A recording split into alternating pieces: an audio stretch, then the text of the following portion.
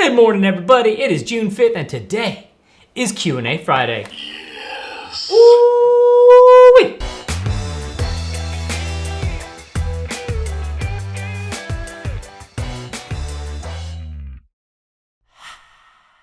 Okay, we're gonna have to jump straight into this stuff because the reality is this is a big question, a super duper duper big question. Over the past few weeks, I've been having a lot of conversations with various people, from artists to photographers and filmmakers to business owners, and the big topic of conversation is, what do I do right now to get paid work? My answer was really simple. And it is, do whatever it is that you do and stop making excuses and just do it. If cameras are your bread and butter, pick them up and start using them. That's why you bought them in the first place. There's plenty of things to talk about. There's plenty of stories to be shared, whether it be yours or someone else's. If you sew, get that sewing machine out, dust it off, start making stuff, stick it on Etsy. If you sing, sing. If you dance, dance. Put it on TikTok. Start making and stop making excuses. If you don't know how to do something, put it into the old internet. It knows. Just do that. It knows stuff. It's amazing. Take 755. All right. I only say these things to you because I too am guilty of making excuses and not doing. That was the point of this vlog series. It was simply to make. It was to do a deep dive into the skills that I already had around the technology, the applications, the concepts, the theories of creating this sort of content. I wanted to learn what it felt like to make it.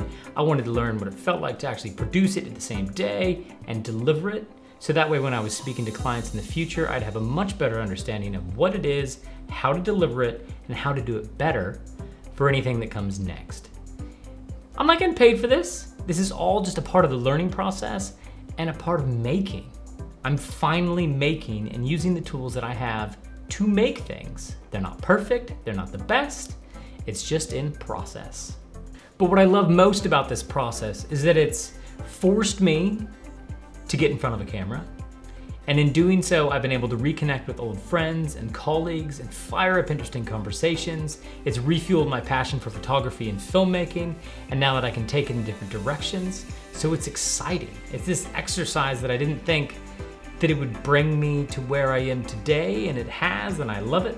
And what started as one video has now turned into 24 videos, and I've got a long way to go, but it's exciting. And I think what I've taken away from all of this is just to make sure that I continue to create and to craft and to refine and to reflect and to repeat. Simple. If you need a team to do whatever it is that you do, stop making excuses. Pick up the phone, shoot somebody an email, and just ask for help. And if they can't help you, figure out how to do it on your own or by yourself. Learn new skills, learn a new trade, because in future, the more you know how to do, the more indispensable you are, and the more of a valuable asset you are to any team. So yeah, stop making those excuses.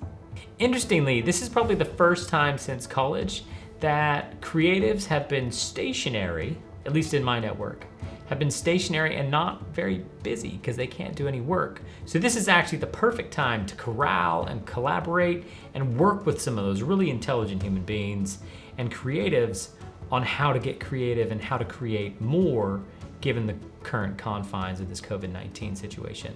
But I would say if you're trying to bring any sort of idea or project to a group of people, I would make sure that you lead with enthusiasm and that you follow up with accountability and that you double down on execution, because people have time, they can choose however they want to use it right now, and if they're going to work on a project for you and with you, it better be good. All right, this is the best part. Now that you put in all the hard work, you gotta share it. On social, by post, by pigeon, however you gotta do it, you gotta do it. And it's huge, because if you wanna be known as the person who creates this stuff, you gotta put it in the hands of people that appreciate it. And sometimes, that's not that easy to do. Just make sure when you're doing this that you make sure it's accessible and easy for the end consumer to use it or to share it. Okay guys, this could involve giving things away for free. Yes, I did say free. I'm a huge advocate of free because sadly it's just part of the biz, and we can disagree until you go blue in the face, but this is just my opinion. Free has many different forms, so don't get confused. Every exchange has a price. Sometimes it could be an exchange for exposure or experience or mentorship or just a foot in the door. But just know that all of those things are extremely valuable and oftentimes more valuable than the money that you would have received for the project.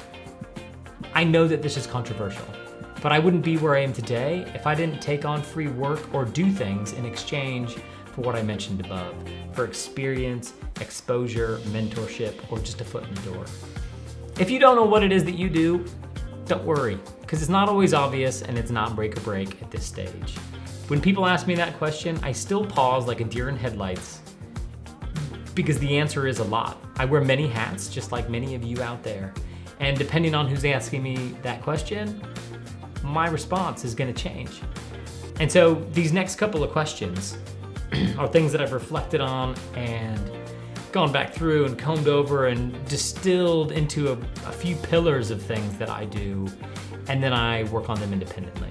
So I would say, if you don't know what you do, follow these steps. The steps are, step back. 1, don't beat yourself up. Find a happy place and ask yourself a couple of questions. And don't judge yourself with whatever comes next. Ask yourself the following questions. 1, what brings me joy? 2, why does it bring me joy? 3, how can I do something with this?